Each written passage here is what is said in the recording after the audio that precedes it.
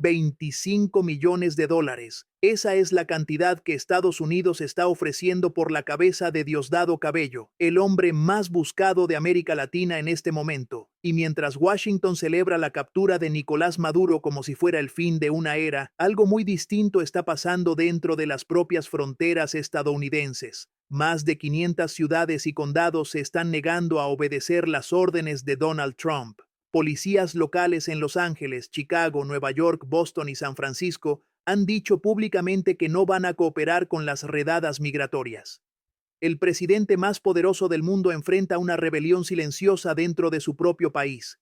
Y aquí viene lo verdaderamente importante. Mientras Trump presume de haber capturado a Maduro en una operación militar que dejó más de 100 muertos en Caracas, Diosdado Cabello aparece en televisión nacional venezolana, rodeado de hombres armados, con chaleco antibalas y casco, llamando a los colectivos a movilizarse. El mensaje es claro: esto apenas comienza. Bienvenidos a Morgan Freeman. Hoy vamos a hablar de algo que los medios tradicionales no te están contando con la profundidad que merece.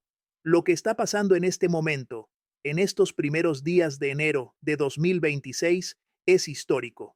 No solo por la captura de un presidente latinoamericano por fuerzas militares estadounidenses, algo que no veíamos desde Panamá en 1989, sino porque dentro de Estados Unidos, el propio sistema está mostrando grietas que Trump no puede ignorar. Vamos a conectar los puntos. Vamos a entender qué significa realmente que la policía de Ciudades Santuario se niegue a cooperar mientras el gobierno federal envía marines a Los Ángeles. Vamos a entender por qué Diosdado Cabello es ahora el hombre más peligroso para los planes de Washington. Y vamos a ver cómo todo esto está cambiando el orden mundial de maneras que pocos entienden. Déjame explicarte algo que pocas personas comprenden sobre cómo funciona realmente el poder en Estados Unidos. Cuando Trump ganó las elecciones y volvió a la Casa Blanca en enero de 2025, tenía un plan muy claro: deportar a millones de inmigrantes indocumentados. 3.000 arrestos diarios era la meta que Stephen Miller, su principal asesor en temas migratorios, había establecido. Pero aquí está el problema: la Constitución estadounidense tiene algo llamado la 10ª enmienda. Esta enmienda dice que todos los poderes que no están específicamente dados al gobierno federal pertenecen a los estados. Y la seguridad local, la policía de las ciudades, eso es asunto de cada estado, no de Washington. Imagina que tienes un vecino que te dice cómo debes administrar tu propia casa. Eso es exactamente lo que está pasando. Las ciudades santuarios son lugares donde las policías locales han decidido que no van a usar sus recursos para hacer el trabajo del gobierno federal. No es que protejan a criminales, como dice Trump, es que han decidido que si un inmigrante es testigo de un crimen o es víctima de violencia doméstica, esa persona debe poder ir a la policía sin miedo a ser deportada. La confianza de la comunidad es más importante para combatir el crimen real que perseguir a trabajadores indocumentados. Lo que los medios no te están contando es la magnitud de esta resistencia. El Departamento de Seguridad Nacional publicó una lista de 500 jurisdicciones que se niegan a cooperar con el Servicio de Inmigración y Control de Aduanas, conocido como ICE. San Francisco, San Diego, Las Vegas, Nueva York, Boston, Chicago, Filadelfia. Ciudades que representan a decenas de millones de personas. El alcalde de Baltimore, Brandon Scott, lo dijo claramente: somos mejores gracias a nuestros vecinos inmigrantes y no estamos dispuestos a traicionarlos ante este gobierno. En Chicago, el alcalde Brandon Johnson firmó una orden ejecutiva que prohíbe el uso de propiedades municipales por parte de agentes federales para ejecutar acciones migratorias. Pero espera, porque hay más. La respuesta de Trump a esta resistencia ha sido algo que muchos constitucionalistas consideran una violación de los principios fundamentales del federalismo estadounidense. Primero vinieron las redadas masivas. Agentes de ICE aparecieron en un Home Depot de Paramount, en el sur de Los Ángeles, y comenzaron a detener a cualquiera que pareciera indocumentado. No importaba si tenían órdenes de deportación o no. La meta era simple: crear miedo. Las protestas comenzaron inmediatamente. Miles de personas salieron a las calles de Los Ángeles. Y aquí es donde la cosa se pone verdaderamente seria. Trump ordenó el despliegue de 4.000 efectivos de la Guardia Nacional. Luego, 700 marines. La segunda ciudad más grande de Estados Unidos fue militarizada. se impuso toque de queda desde las 8 de la noche hasta las 6 de la mañana. 49 personas fueron arrestadas en una sola noche. Y el gobernador de California, Gavin Newsom, descubrió que Trump había federalizado a la Guardia Nacional de su estado sin siquiera consultarle. Mis fuentes dentro de agencias federales me confirman que esto no es solo sobre inmigración, es sobre poder, es sobre establecer un precedente. Si el gobierno federal puede enviar tropas a una ciudad estadounidense para ejecutar políticas que la población local rechaza, entonces el principio mismo del federalismo estadounidense está muerto. La senadora demócrata Elizabeth Warren lo llamó una crisis constitucional, pero incluso algunos republicanos, como el senador Mike Lee de Utah, han expresado preocupación por el alcance de las acciones de Trump. Y aquí viene lo verdaderamente importante. Mientras todo esto pasa dentro de Estados Unidos, Trump decidió que era el momento perfecto para ejecutar una operación militar en Venezuela. El 3 de enero de 2026, aproximadamente a las 2 de la mañana hora del este, fuerzas especiales estadounidenses atacaron Caracas. Hubo explosiones en múltiples puntos de la ciudad. El fuerte Tiuna, el mayor complejo militar de Venezuela, fue atacado. Y en cuestión de horas, Nicolás Maduro y su esposa Cilia Flores estaban en un avión rumbo a una prisión federal en Nueva York. Déjame ser absolutamente claro sobre lo que esto significa. Estados Unidos no había ejecutado una operación militar de esta magnitud en América Latina desde la invasión de Panamá en 1989, cuando capturaron a Manuel Noriega, pero hay diferencias importantes. Panamá era un país pequeño, con menos de 3 millones de habitantes. Venezuela tiene 30 millones de personas. Panamá no tenía aliados poderosos dispuestos a defenderlo. Venezuela tiene a China, Rusia, Irán y Cuba como socios estratégicos.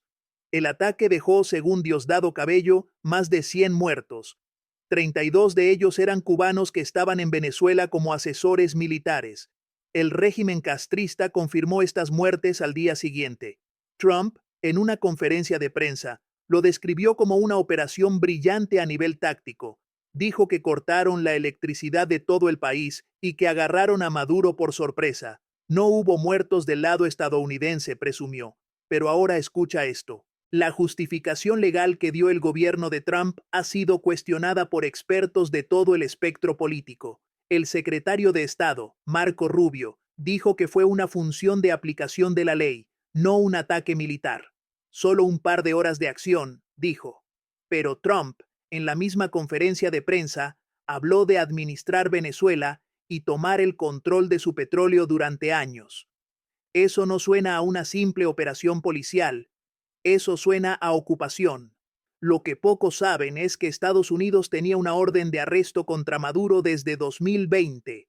Lo acusaban de liderar el llamado Cártel de los Soles, una red de narcotráfico que supuestamente operaba desde las más altas esferas del gobierno venezolano. La recompensa por Maduro era de $50 millones, la más alta en la historia del programa de recompensas del Departamento de Estado. Pero una orden de arresto no te da derecho a invadir un país soberano. Una orden de arresto no te da derecho a bombardear una capital y matar a más de 100 personas. Y aquí es donde entra Diosdado Cabello. Este hombre, de 62 años, ha sido durante décadas el número 2 del chavismo. Algunos dicen que es incluso más poderoso que el propio Maduro. Controla el Ministerio del Interior, lo que significa que tiene bajo su mando a la policía política, los servicios de inteligencia y los famosos colectivos, esos grupos de civiles armados que patrullan los barrios populares de Venezuela. Cabello también tiene su propio programa de televisión, Con el Mazo Dando, donde cada semana denuncia a opositores y periodistas. La madrugada del ataque, mientras Maduro era sacado del país, apareció un video de Cabello rodeado de hombres armados en las calles de Caracas. Llevaba chaleco antibalas y casco. El zumbido de drones se escuchaba sobre su cabeza. Fue un ataque criminal y terrorista contra nuestro pueblo, dijo. Confíen en el liderazgo. Confíen en nuestra dirigencia política y militar. Y luego lanzó un llamado que hizo temblar a Washington. Alerta, los motorizados alerta. Los motorizados son los colectivos que se mueven en motocicletas por toda Venezuela. Son miles, algunos dicen que decenas de miles. Están armados, conocen cada calle de cada barrio y son absolutamente leales al chavismo. Cuando Cabello los llamó a movilizarse, estaba enviando un mensaje muy claro. Aunque se llevaron a Maduro, nosotros seguimos aquí y no vamos a rendirnos. La recompensa por Cabello es ahora de 25 millones de dólares. Eso lo pone al mismo nivel que Dawood Ibrahim, el cerebro de los atentados de Bombay de 1993 que dejaron 157 muertos. Eso lo pone al mismo nivel que tuvo en su momento Osama Bin Laden. El mensaje de Washington es claro. Consideran a Cabello igual de peligroso que los terroristas más buscados del mundo, pero Cabello no se ha escondido, al contrario. El miércoles siguiente al ataque, apareció en Venezolana de Televisión con un mensaje desafiante. Quienes creen que porque se llevaron a Nicolás va a caer la revolución bolivariana, no conocen a este pueblo, dijo, y luego soltó una frase que resonó en toda Venezuela. Nosotros perdimos al comandante Hugo Chávez y no tenemos la capacidad físicamente de regresarlo, porque lo mataron. Pero a Nicolás sí lo vamos a regresar.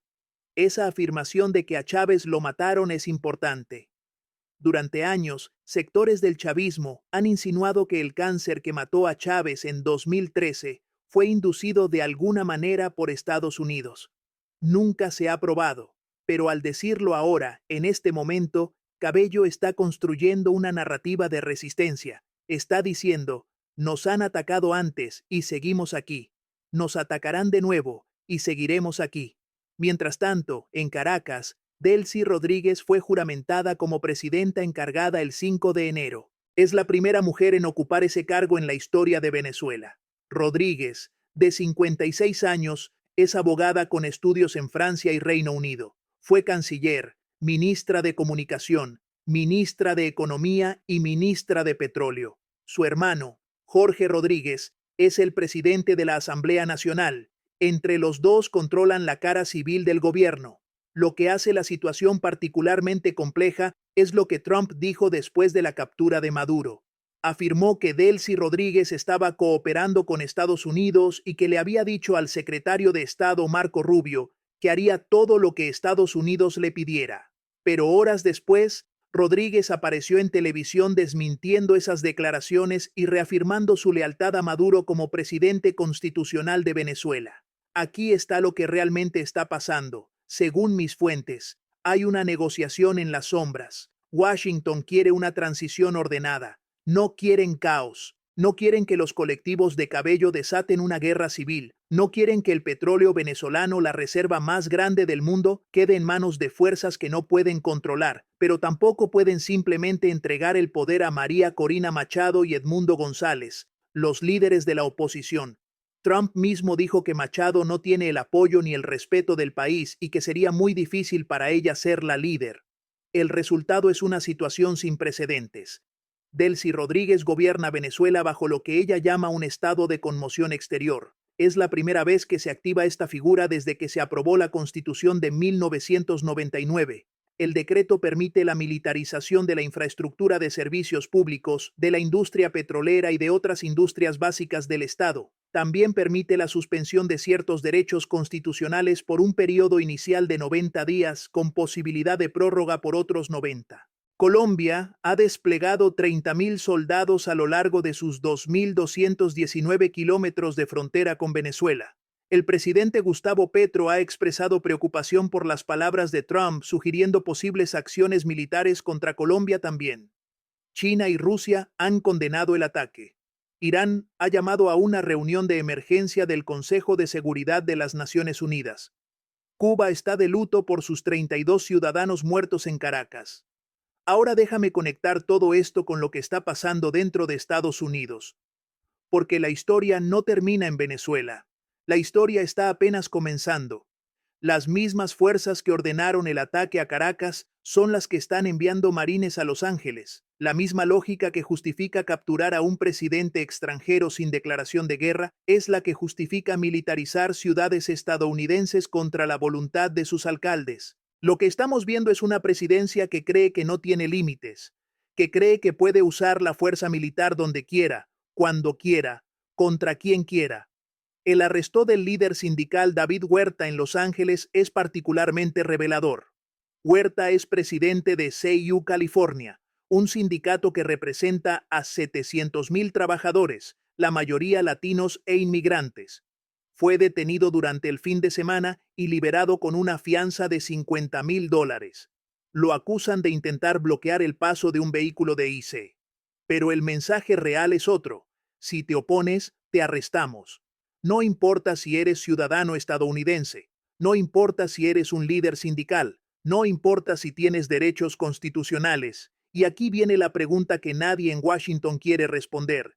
Si el gobierno federal puede hacer esto a sus propios ciudadanos en su propio territorio, ¿qué no puede hacer a extranjeros en territorios extranjeros? Las implicaciones de todo esto son enormes. Para América Latina, el mensaje es claro. La doctrina Monroe está de regreso, pero con esteroides. Estados Unidos ha demostrado que está dispuesto a usar la fuerza militar para remover gobiernos que no le gustan en el hemisferio occidental. Venezuela hoy, pero ¿quién mañana? Cuba, Nicaragua, Bolivia, México, si elige al presidente equivocado.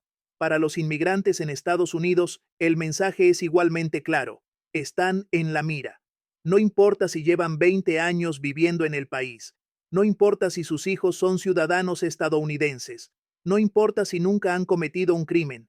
Las redadas van a continuar. Los marines están en las calles y las ciudades santuario están siendo castigadas por atreverse a resistir. Para el sistema político estadounidense, esto representa una crisis constitucional en cámara lenta. El federalismo, ese principio fundamental que divide el poder entre el gobierno federal y los estados, está siendo puesto a prueba como no lo había sido desde la Guerra Civil.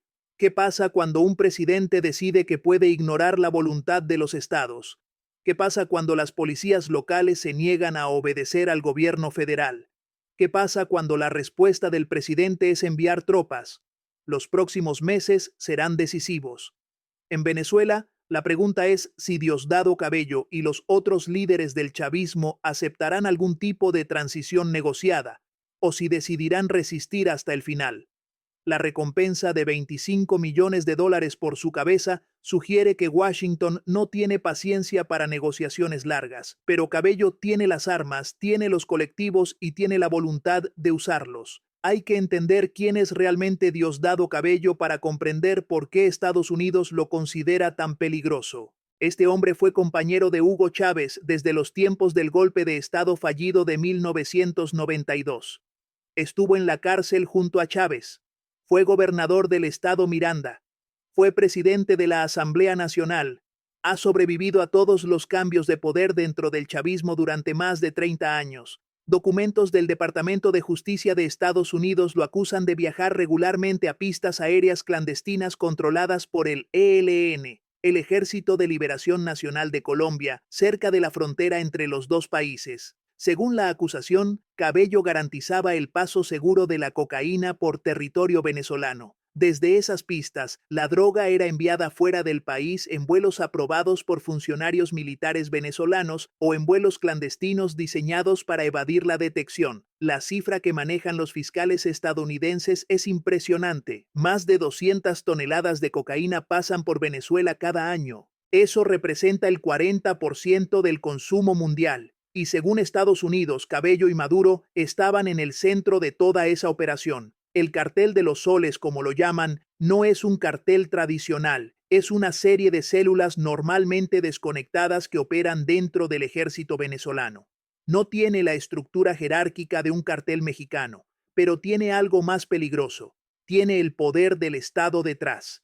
En julio de 2025, el Departamento del Tesoro de Estados Unidos designó al Cartel de los Soles como una organización terrorista internacional. Lo acusaron de apoyar en sus operaciones al Tren de Aragua, esa banda criminal venezolana que se ha expandido por toda América Latina y que ahora opera incluso en ciudades estadounidenses. También lo vincularon con el Cartel de Sinaloa.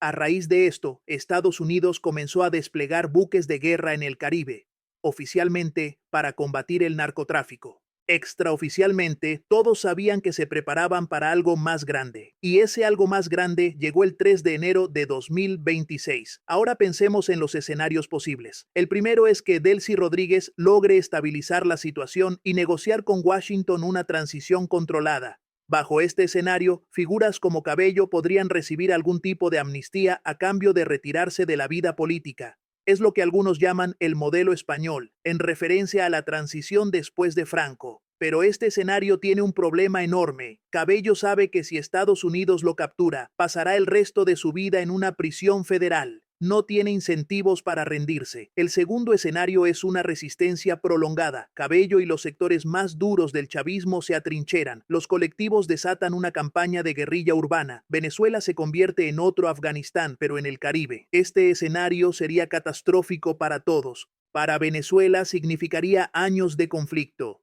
Para Estados Unidos significaría una ocupación militar costosa en vidas y recursos.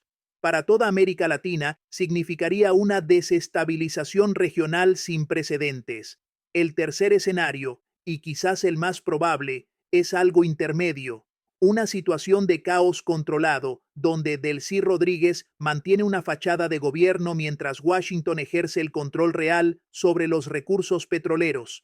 Los sectores más radicales del chavismo serían marginados progresivamente.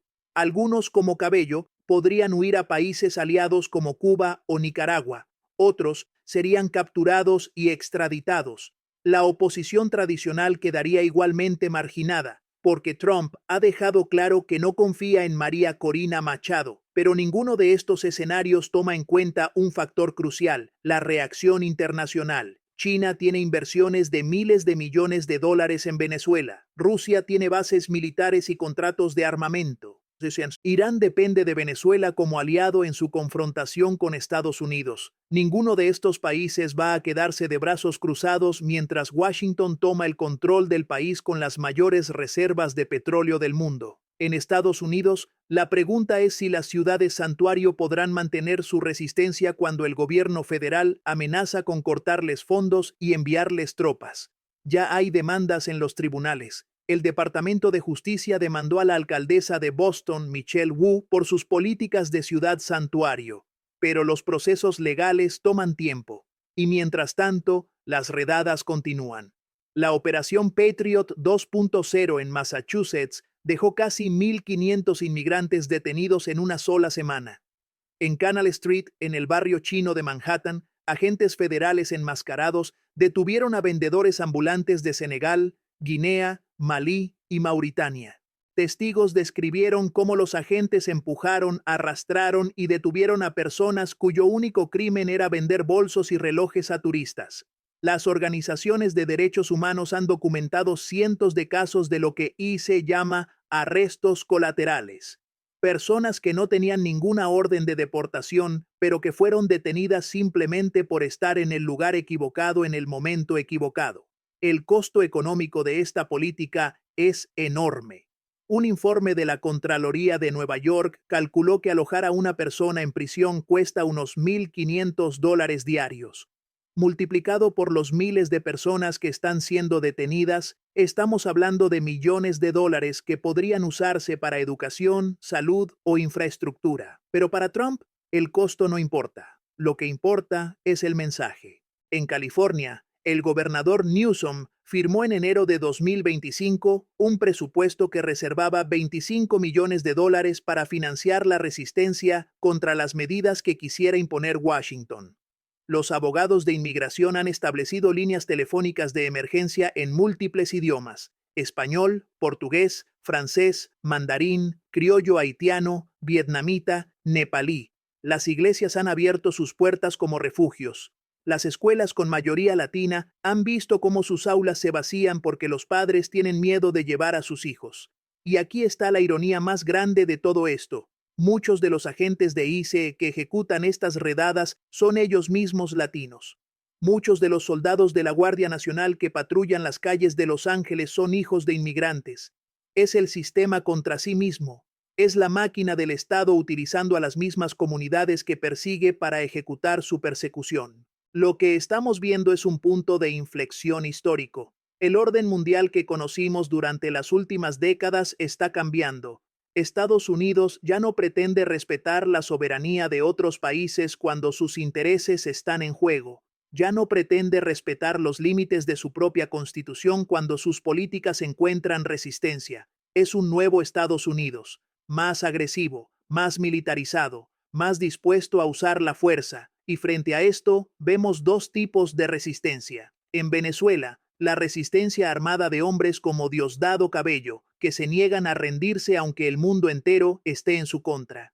En Estados Unidos, la resistencia civil de alcaldes y policías locales que se niegan a ser instrumentos de una política que consideran injusta. Ambas resistencias enfrentan el mismo enemigo, un poder que cree que no tiene límites, y ambas resistencias, cada una a su manera, están demostrando que el poder siempre tiene límites, que siempre habrá personas dispuestas a decir no, que siempre habrá ciudades, países, pueblos enteros que se nieguen a doblegarse.